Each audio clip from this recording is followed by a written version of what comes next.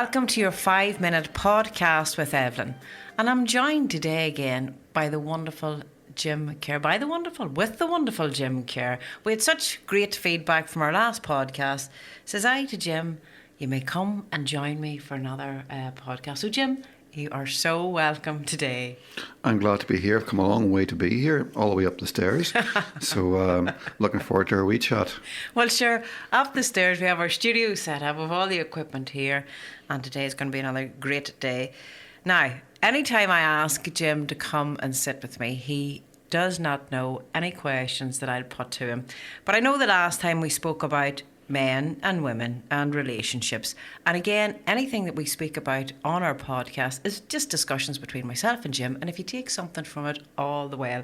Jim, what I'm going to ask you today is male confidence, your favourite subject. And I see there's different, as we see as confidence. There can be the loud male, the egotistical male, or a quietly confident one, or perhaps men that find it difficult with confidence. Over to you. What is your views on confidence? Well, you had several categories there, and the very last one is the one that I would have put myself in over the years. And that is one who wouldn't have had much confidence, believe it or not. It would have been a front that I was confident, but really not confident at all in myself. And it's only in the last year or so that I realised that there was no need to be that way. But that was what my issue was. And I'm quite sure anyone looking in at you would have thought you were a very confident man. So do you believe that we can fake it till we make it?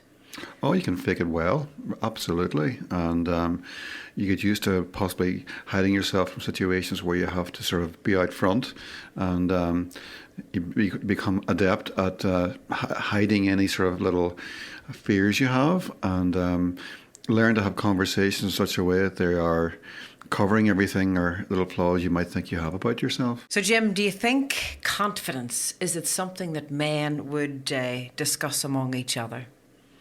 No, I don't think men tend to do that at all. You'll find women will do that. They'll talk about their emotions and they'll talk at length about it.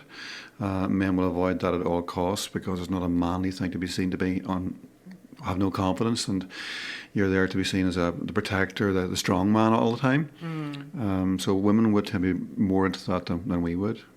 Yeah, and I work a lot with males and females, but yes, certainly you're right there that the women I would like to be more confident in this, I'd like to be more confident in that, and they actually then put in the work to do it. So I often find then for the men, how do I become confident if I'm not going to talk to somebody else about it?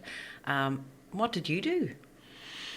I think over the years, what made me more confident was things that I was forced to do, or maybe I got myself involved in, whether it was to do with my work. I was a wedding photographer, and if you didn't take control of situations, you weren't going to produce the photographs, so you had to do it. You had no choice. So it sort of dragged it out of me that I had to act in a confident way in front of people and look and be professional. I was involved in local campaigns for the local hospital, and a few times I was thrown right into the very front of TV cameras to actually make comments about things, and the adrenaline was flowing then, and I think that was a big lesson for me to learn, and it made me afterwards much more confident. At the time it didn't seem that way, but it definitely was a big help to me. So trying something new and putting yourself out there. Yeah. Are men similar to women where they're afraid of the ridicule, with other people sniggering at you? Look at your man there. Do men face them same challenges? Absolutely.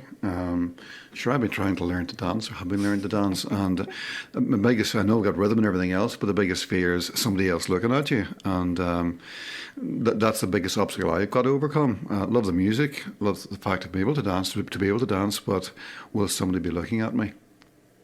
And at the end of the day, isn't it all about just enjoying yourself and having fun? So before we wind up here, do you think that if we could put those things, if we could put a bit of joy, a bit of fun into trying new things, the confidence will come? Yeah, I think putting yourself out there, going beyond your comfort zone, and maybe be a bit more relaxed and easygoing about how other people think about you. Just go on yourself and just decide to enjoy yourself. And not to compare yourself to anybody else. Absolutely. No, it's all about the fun.